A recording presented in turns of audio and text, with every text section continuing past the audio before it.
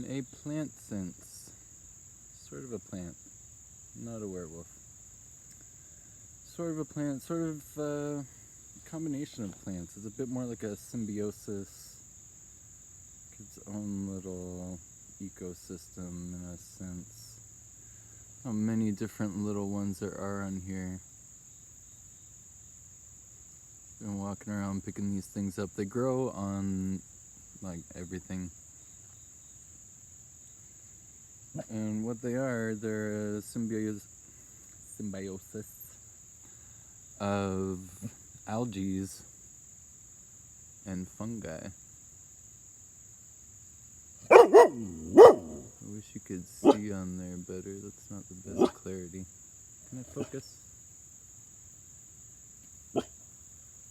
These little things, these are really cool. The best way to look at these, actually, you know, the little jeweler's loop, the double magnifying glass tiny thing, and these things are really incredible. There's a lot going on.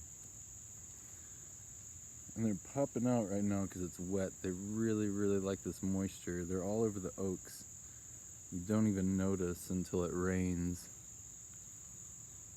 And they're everywhere. It's just a brown or black oak, and then the rain, and these things are just popping out. They're really, really cool. And acorns, got a bunch of acorns. And so these things are really cool. I don't know too much about them. The Usnia did the video about that. And pecan, why not? These things, hey bro, dude, serious. If you're gonna bark, further away from my face, remember? Just quiet. So yeah, extremophiles. These things, they grow everywhere. They're some of the older life forms. They're pretty simple. Algae and bacteria is pretty old school.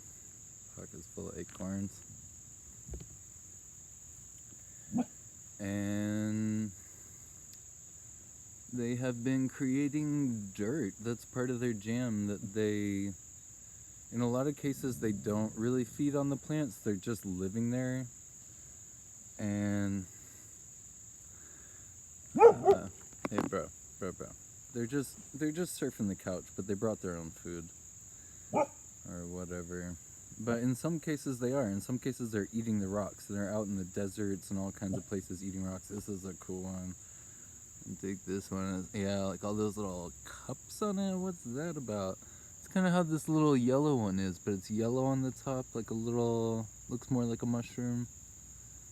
Really, really curious. Some of these things, they look more like salad greens, and they pop out just when it's wet, and then they kind of shrink back away. They're kind of opportunistic like that. You know, a whole little collection, pockets full of lichens. But really, I dig these things. These things are pretty awesome. And ooh, yeah, they're all different weird colors. I don't know how many varieties there are. I'm assuming there's a lot, or presuming, or whatever. Let's not assume. Yeah, that one's a lot more gray. They're all different colors, shapes, and sizes. Really, really bizarre little creatures. Been around forever, making the dirt, and they're growing under the snow. They're growing on the poles. They're growing in Death Valley on rocks. They are growing literally everywhere. Extremophiles, they're called. And so a lot of these are gonna be more important to those of us wishing to do things like go to space. And whether we figure it out or the machines figure it out, I don't really know. Like a lot of it's probably gonna be machines. Hey bro.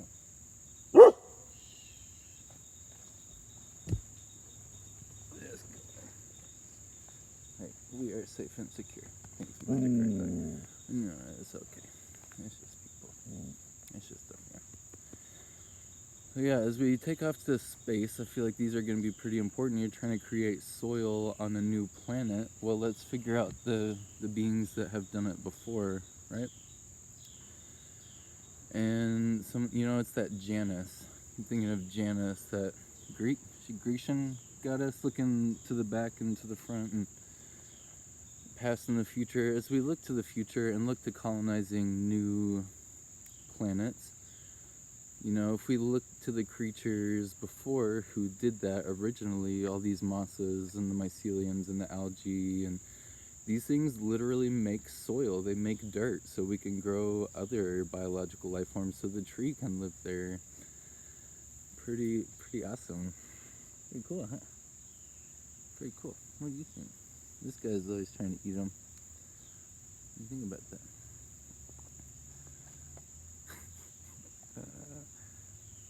Yeah, he's a fan. I don't really eat these. I don't know much about them or medical benefits or anything. I didn't really look into them. I just got a pocket full, so I thought I'd share them. I'm thinking about these kind of creatures a lot, and I tend to think about the ancient things, but yeah, in a lot of ways in the space age, I feel like that's going to be what it's about, and whether we figure it out or the quantum supercomputers just do it for us or whatever, who knows. But these are some of the creatures that have helped sustain and create and maintain our planet. And I wonder about these, especially I've been thinking a lot about mushrooms and algae and older creatures. I wonder even the moss, but mostly like the mushrooms, don't they emit some forms of gas? And, you know, even phytoplanktons are helping oxygenate the planet, and obviously the trees are helping oxygenate the planet, but there's a lot more to our atmosphere than oxygen. And some of the gases, I don't know about these, but for some reason I'm talking about it, so maybe they have some. But we definitely have some issues with our atmosphere, and again, if we're looking to repair our atmosphere, maybe, you know, the creatures who did it originally, if we just work on supporting them and having them in abundance again. Especially, yeah, like redwood trees. We're seeding the clouds, but so do they with these gases they emit that help call in the clouds. And it's not toxic.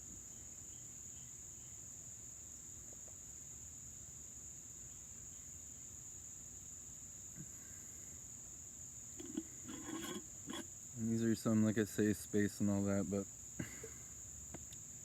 we'll just make a video about that space thing. But I mean, go to Death Valley, go to some places, go to the Australian outback and take a bunch of these, see if you can grow them there, you know, before you go off to Mars. Like, set up that tent in the backyard before you go to the woods, kind of thing. And yeah, these things, they might help a lot, save the planet. They helped create it originally. Some of these old school creatures, these mosses and stuff, that again, looking forward, if we look back in the bacteria and the mycelium, who actually made this world that we live in. So they may or may not be helpful with that. Here's one thing that I got more. Oh yeah, this is the leafy. This one, if I was gonna eat it, it looks like a salad green. One thing awesome. Algae and mushrooms. Pretty cool. So here's an idea that I keep having too, because I know you can help out some trees if they have beneficial mushrooms. We have this one over here. It's having some fungal issues. I'm not sure what it is, but it's got some kind of parasite.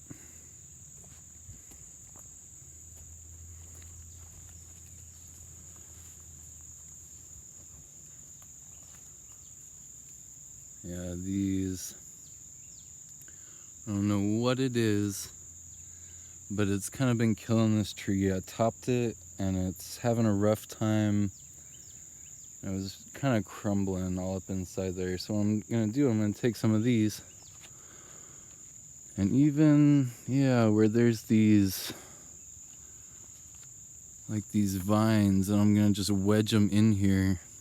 Some of these, actually, with this vine, I need a knife, and I'm going to cut some of these roots, because you can't hurt this thing, and just wedge them in between here. Should have brought my knife. Oh, here's a good... Let's get a little piece stuck in there. And just spread some around on the ground. I'm just kind of collecting them as I go, as I'm walking the puppy. And I'm going to work on that and cover that up a bit more and kind of doctor up the oak tree. And I don't know if that'll help, but I know some mushrooms help and they're beneficial. I don't know that they're beneficial, but they are mycelium and algae. I'm going to give them a shot. It's just like a hunch. Also it's pretty